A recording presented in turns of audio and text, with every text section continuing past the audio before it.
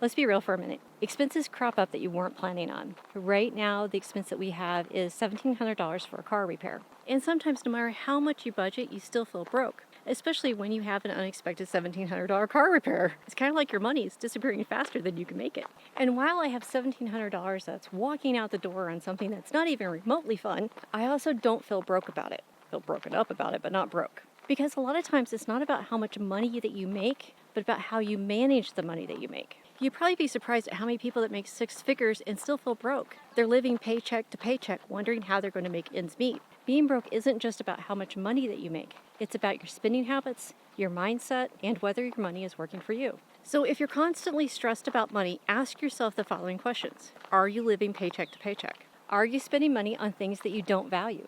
Do you have a system in place for saving and budgeting? So let's break down some solutions to these problems.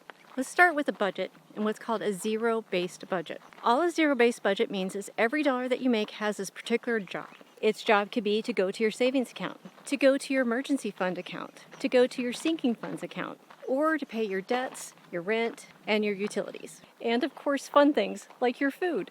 Zero-based budgeting is one of the best ways to get yourself out of feeling broke because you know where every dollar is going. In the past, I felt like my budget was out of control because I didn't know where the money was going. I just knew that at the end of the week, didn't have any money. It wasn't until we started knowing where our money was going and keeping track of where our money was going that we were able to have more control over where our money was going. And if you've ever gotten a raise and thought, yes, finally a raise, I'll be able to do X, Y, Z, and then a year later you're still living paycheck to paycheck, that is called lifestyle creep. It's where you make a little bit more money, so you spend a little bit more money. And it just keeps going and going and going around and around in a circle. And it's super easy to do to yourself because as your income grows, so do your expenses if you don't keep them in check. Because as your income grows, so do your expenses if you don't keep them in check. A way to prevent this from happening is to pretend that you didn't get the raise. Allocate that money to a specific goal, whether it's paying off your debt, increasing your investments, or increasing your emergency fund. Have that money assigned to go somewhere else besides your bank account.